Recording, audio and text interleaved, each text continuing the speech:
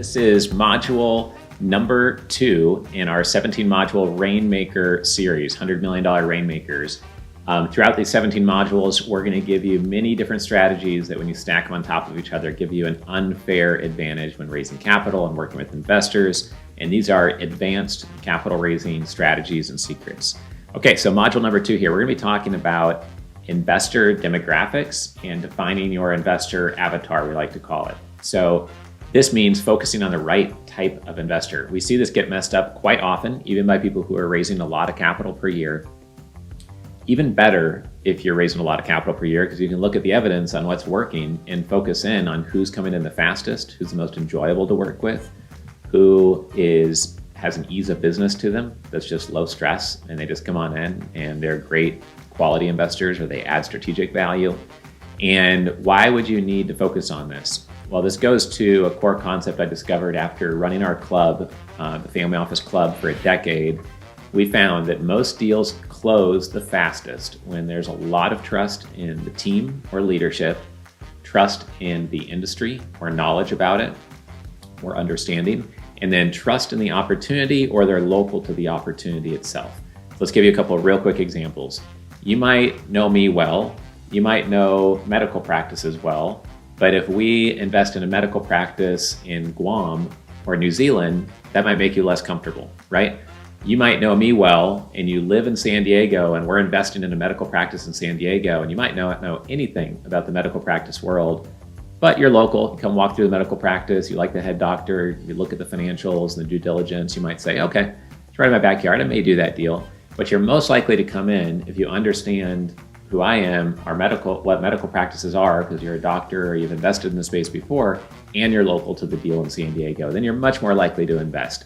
If you look at a deal as an investor, and I tell this to my investors, and you don't know the team, you don't understand the industry, and you're not local to the opportunity, you should not even be looking at that deal. You are wasting all of your time. You should be looking in areas where you have some confidence and conviction because you know the team, you know the industry, or you're local to the opportunity, or you can fly there and walk through the manufacturing plant or whatever it may be.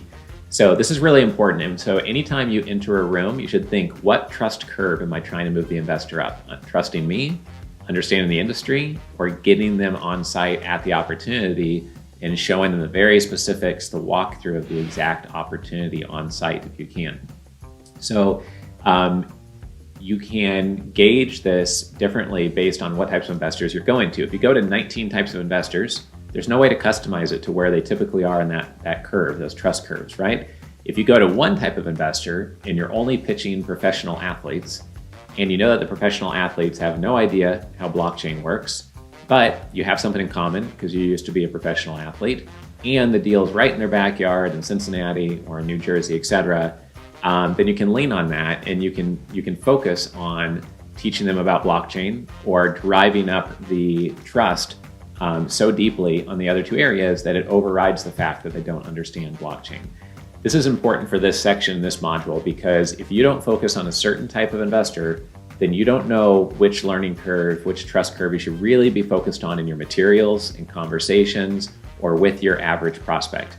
And you can shortcut raising capital and raise capital much faster if you look at where have you had success in the past? Where is your background and career from? Did you come from being an engineer? Did you come from being an athlete, a lawyer, a doctor, a career professional, the CEO of a big company, and now you run this investment platform, and now you're raising capital if you're a fintech company? Well, then that might give you a clue to where you could raise capital from the most quickly. You might understand the lingo of a certain niche area because of your background. You might have access to groups, associations, membership organizations, maybe even the heads of some of those organizations. And that is key to tapping into a pool of pre-qualified investors. So you want to be thinking about who already understands my investment and would recognize all the hard work I did to structure and find this company or this real estate asset or this opportunity, whatever it may be. And you want to think who is local to the deal and where are there barrels of fish where if we define who an ideal investor is, they're all congregating and they're all going to this one annual event or this one ownership club, business owner club in that niche where you can't join unless you pay $10,000 or $20,000 a year or much more. So everybody attending is pretty successful and they're in the niche where you know that investor demographic is more likely to invest with you. You want to think, who are the advisors, the CPAs, the attorneys that advise these people, and how do you get those advisors on your advisory board? We just had the co-founder of Keller Williams, his name is Joe Williams. He invested with our short-term rental platform called investorresidences.com. He put his cash into our fund, but he also joined our advisory board, and he has 173,000 real estate agents. And if you're familiar with the tax code, real estate agents are typically qualified and designated as real estate professionals in the eyes of the IRS, and they get to use depreciation and write-offs on depreciation more fluidly than a normal high net worth investor. So for real estate investments like our short-term rental fund, tapping into a real estate agent investor marketplace could be really valuable. Plus, we'll get deal flow by having that person on our advisory board. That's a good example of dialing into an investor demographic. If you run a litigation hedge fund, you may dial in to law firm partners who could contribute knowledge to cases and really understand how large cases maybe have large decisions made on them where the winnings might be big, but maybe you have to spend $400,000 on legal fees to win the $7 million. And they could see the payouts on that could be massive and understand it right away. So raising capital from law firm partners may be, or may not be. You might find them litigious by nature, obviously, but it's a good example of investor demographic going into an investment they would understand. Another example is a doctor investing in a medical practice.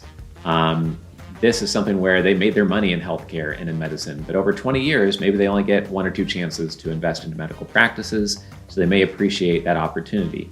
If you want to see how we not only target doctors for medical practices, but also customize the logo of that brand and how we speak to them and the images we use, you can see that on our website at medicalcliniccapital.com. If you want to see how we market our short-term rental property platform, you can see that at investorresidences.com.